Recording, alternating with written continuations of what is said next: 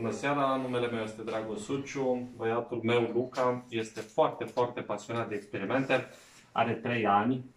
Alți copii la această vârstă se joacă cu mașinuțe, cu trenulețe, cu roboței și așa mai departe. Luca, în timpul liber, tate, e grijă să nu vărsăm sarea, în timpul nostru liber, bineînțeles, face experimente. Am decis că aceste experimente să le facem publice, având în vedere că este foarte, foarte pasionat și sunt convins că peste timp va fi foarte încântat să se vadă. În acest recipient am pus sare și bicarbonat de sodiu. O să le turnăm în Adria Cola și ne așteptăm să facă o reacție foarte puternică, nu, Luca? Și să sară în sus. Revenim la momentul potrivit.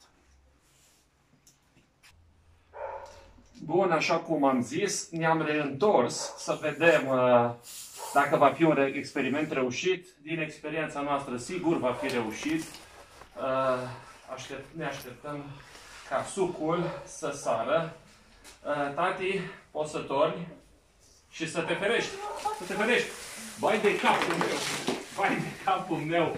Dar, într-adevăr, la acest experiment, Luca a pus în ibric mai multă sare decât am fi așteptat. Cum ți s-a părut, tati? Bine? M-a aruncat pâinea. M-a aruncat pâinea, așa-i, tati? Ce zici? A fost un experiment reușit?